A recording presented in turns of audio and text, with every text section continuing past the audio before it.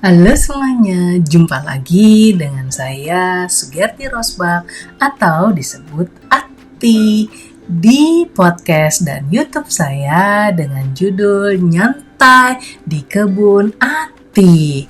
Nah, podcast saya dan YouTube saya ini berisi sharing-sharing dari saya, juga ada beberapa narasumber yang bisa sharing pengalaman, sharing value mereka, sharing apa yang mereka kerjakan dan berhubungan dengan value. Nah, teman-teman silahkan klik subscribe dan klik tanda lonceng untuk mengetahui sesi-sesi saya berikutnya.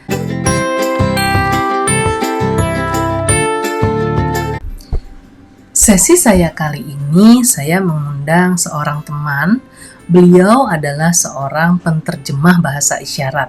Gak banyak ya orang yang punya kemampuan menerjemahkan bahasa isyarat.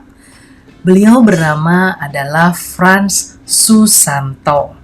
Nah, Pak Frans ini sudah berpengalaman menerjemahkan bahasa isyarat bagi teman-teman tuli di seluruh Indonesia. Beliau sering muncul kalau teman-teman sering nonton televisi seperti Metro TV atau Trans TV, teman-teman pasti akan sering melihat beliau yang ada di layar kecil di bawah. Nah, mari kita dengarkan sharing dari Pak Frans Susanto bagaimana sebuah bahasa bisa menjadi penyambung dan membantu banyak orang di dunia ini.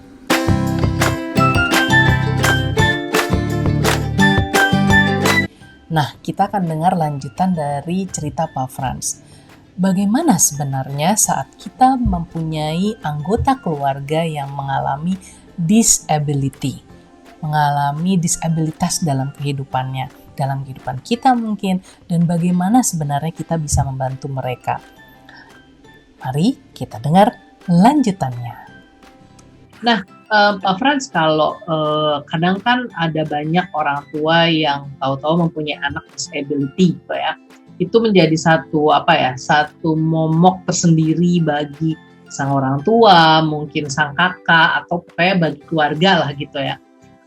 Itu Pak Frans nemuin dalam kehidupan sehari-hari sebagai penerjemah bahasa isyarat, atau bahkan mungkin karena Pak Frans juga pelayanan, gimana cara Pak Frans itu meyakinkan pada si keluarga bahwa ya ini mereka tuh normal, cuma bedanya itu aja. Terus gimana sih kita bisa berhadapan dengan sisi-sisi kehidupan seperti itu gitu misalnya. Oke, wah ini pertanyaannya sangat menarik, sangat bagus, sangat kontekstual, apalagi kemarin kita baru saja merayakan Hari Disabilitas Internasional.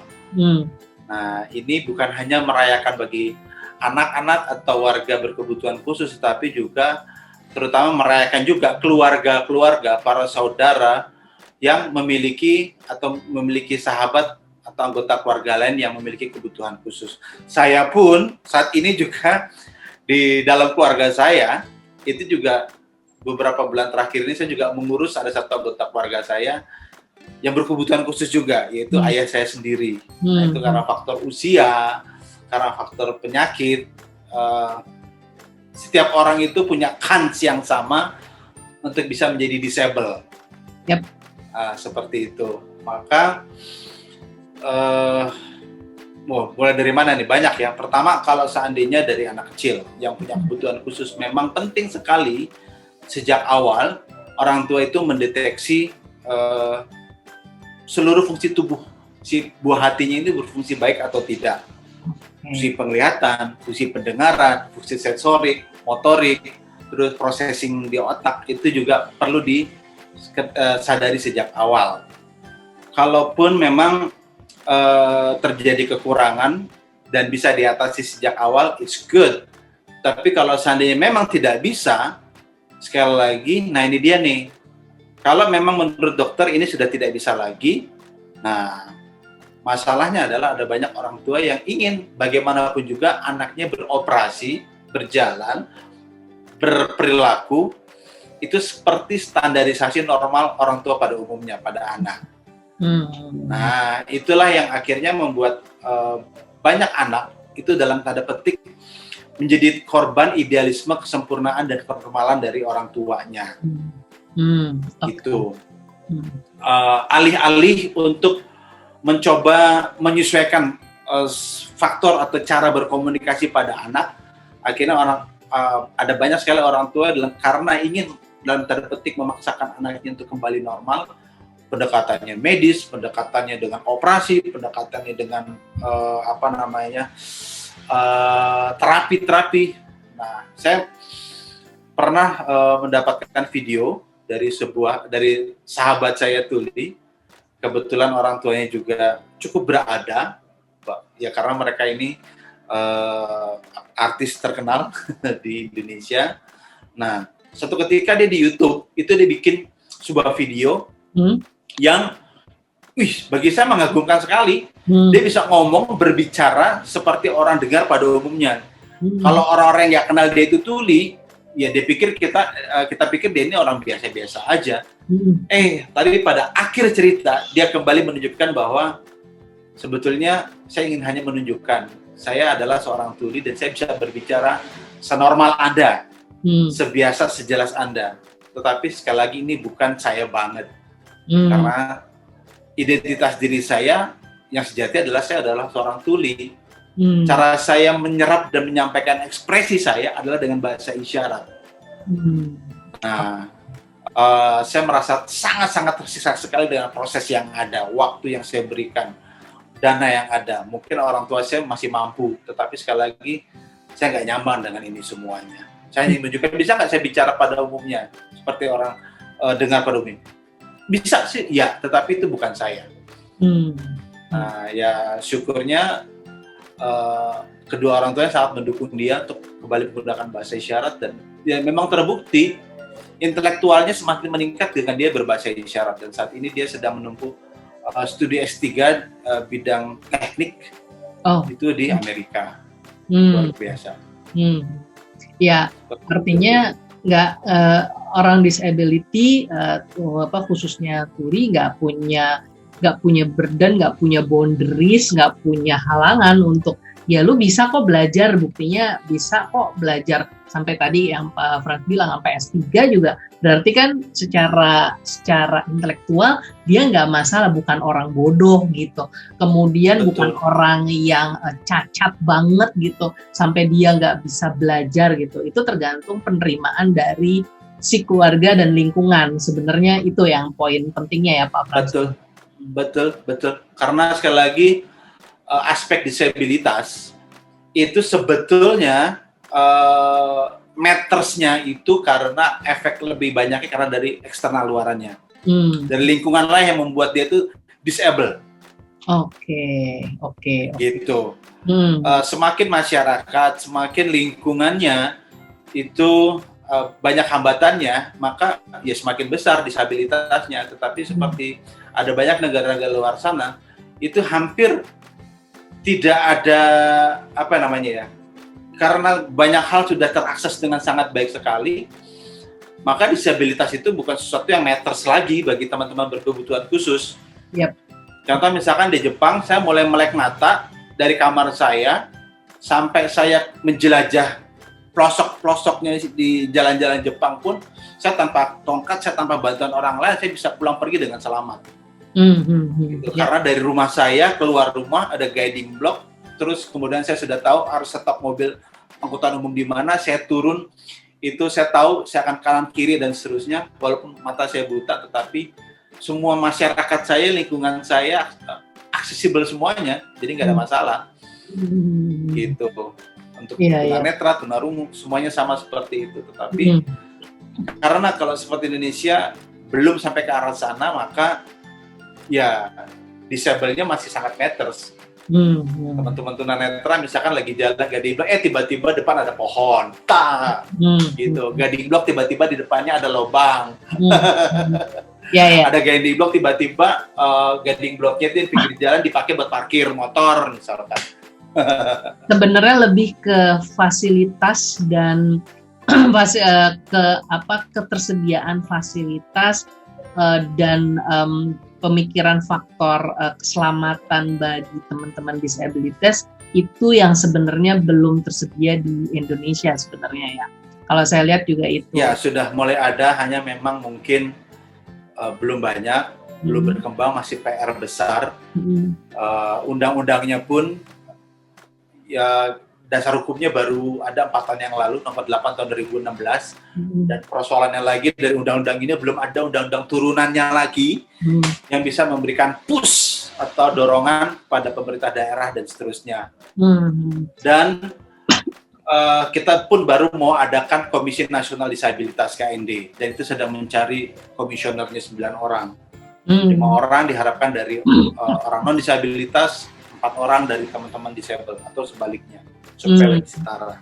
Oke, Gitu. supaya lebih setara. Iya, padahal sebenarnya kalau tadi saya tanya kan Pak Frans bilang jumlah disability di Indonesia itu 10%, dan itu jumlah yang menurut saya nggak kecil loh, sebenarnya itu lumayan besar gitu ya, tapi Betul. Artinya misalnya di jumlah orang 10% itu aja dikumpulin ada di dalam satu, itu mungkin udah satu Jakarta kali ya ngomongnya gitu ya, udah maksudnya besar gitu. Tapi ternyata bahkan kita sendiri belum, ya saya sendiri juga kadang-kadang saya boleh dibilang kan agak sedikit handicap karena saya punya masalah lutut dan masalah lower back pain gitu ya. Itu aja ada di beberapa, nggak usah jauh-jauh, kalau kita ke hotel gitu ya, hotel yang hotel yang misalnya dia model landscapingnya tuh naik turun gitu, itu menurut saya ada banyak di mana kita itu tidak terbantu untuk nyiapin misalnya kursi roda atau misalnya bisa dibawa sendiri. Itu menurut saya aja dari situ udah kelihatan, apalagi teman-teman disability gitu ya, itu yang kebayang sama saya sampai ini loh Pak Frans, saya di empang saya tuh saya mikir lagi mau bikin satu kayak guest house gitu, tapi saya nanti maunya ada tangga karena naik gitu kebetulan, sama ada yang miring buat orang-orang yang saya pikirin malah orang-orang yang tua yang harus pakai kursi roda, yang kayak gitu tuh kebayang sama saya tuh kayak gitu. Karena saya inget banget dulu bahwa ibu saya itu ya agak sulit karena kan harus pakai kursi roda, harus nah itu buat dia nggak nyaman gitu. Boro-boro kita ngomong teman-teman disability ya, tapi buat kita sendiri yang mungkin pada satu titik kita handicap gitu, ya kan kita sesuai dengan umur kan perlu pasti akan jadi handicap sebenarnya kan gitu. Betul. Gitu. Itu yang kayangan saya sih. Ya, betul. Sama Bu, nggak usah jauh-jauh. Akhirnya ketika bapak saya sudah sulit untuk beraktivitas pun, karena saya yang akhirnya harus memandikan dia, nyuapin dia, dan seterusnya. Akhirnya rumah ini dibangun oleh beliau, dan akhirnya dia sendiri juga sadar bahwa sekarang rumah ini udah nggak terakses lagi buat saya. Contoh misalkan di kamar mandi gitu, dia akhirnya harus tunjuk, ini besok dibikinin itu pegangan besi di kamar mandi. Oh iya. Karena itu udah susah. Saya waktu gitu. almarhumah ibu saya ikut saya, Pak Frans, saya kamar mandi waktu saya bangun rumah ini, saya memang sengaja mikirin sampai pokoknya pintu rumah saya itu harus muat untuk masuk kursi roda. Terus dari ini harus ada, ya sebenarnya ada tetap tangga, tapi tangganya kecil segini, jadi orang tinggal ngangkat doang bisa kan. Terus di kamar mandi, memang saya bikin kamar mandi yang kecil banget, ukurannya cuma 1 meter kali 2 meter kali, ya 1 meter, jadi dia si ibu saya sama ada pegangan kiri kanan, sehingga kalau dia mau bangun, dia nggak sulit gitu sebenarnya gitu. Itu yang saya bikinin seperti itu sih, sampai setitik itu yang saya buat gitu, karena saya mikir waktu itu ibu saya makin tua gitu. Kadang-kadang kita sering banget kita nggak mikirin kan diri kita sendiri, rumah misalnya kamar di lantai 2 semua, kita nggak pernah mikir loh pada suatu hari kita tua, mau di mana. Betul. Makanya ketika ada satu kesempatan saya ke Korea, ke Universitas Nasional di Korea, itu saya ditunjukin ada satu gedung, isinya adalah barang-barang atau apapun juga yang semuanya aksesibel untuk teman-teman disabilitas. Contoh misalkan kita ke perpustakaannya dia itu ada banyak sekali bantuan-bantuan alat-alat yang bisa dipakai untuk mengakses informasi bagi teman-teman berkebutuhan khusus apapun juga. Contoh misalkan bagi mereka yang low vision, nah mereka tinggal bawa bukunya, terus taruh di bawah sebuah lensa. Nah mereka nanti hanya tinggal lihat di monitor, karena itu bukunya nanti sudah bisa ada pembesarnya sendiri. Oh, oke. Ya, betul. Gitu. Terus juga misalkan kalau seandainya bahkan saya ini adalah cripple, saya adalah orang yang sulit untuk membuka buku seperti ini nih, nggak bisa karena tangan saya sulit. Nah, saya tinggal ngomong sama petugasnya, tolong taruhkan ini buku ini di sebuah alat. Nah, alat itu adalah alat pembuka halaman buku. Udah kayak Doraemon gitu, tapi betul terjadi. Jadi ketika saya pencet tuas di bawah, buku ini akan bisa terbuka dengan sini. Oke. Apa saya buka tangan, ini sudah ada alatnya sendiri dibuka buku. Terus bagi teman-teman tuli yang agak sulit untuk menangkap bahasa buku yang agak tinggi, itu sudah diterjemahkan dalam bahasa isyarat. Oke. Jadi mereka tinggal pilih topiknya apa, masukkan CD-nya, mereka bisa tekan, bisa pilih menu, dan itu semua sudah ada nanti tampilannya di layar monitor. Bahwa buku ini isinya ini, tentang ini, diterjemahkan tuh. Ada video dan ada penerjemah bahasa isyaratnya. Itu baru dari perpustakaannya. Terus belum lagi dari alat-alat rumah tangga, misalkan dari wastafel. Dari wastafel itu didedikasikan bagi teman-teman tunadaksa yang kita nggak bisa nih, kalau biasanya wastafel di Indonesia atau dimanapun juga kan tingginya pasti steady seperti itu, 1 meter udah tetap di situ, tetapi mereka bikin wastafel yang bisa naik turun sendiri sesuai dengan kebutuhannya, entah itu pakai elektrik maupun manual. Jadi kalau kita engkol wastafelnya turun, berarti kita nih kursi roda itu nggak usah lagi naik begini. Ya, betul.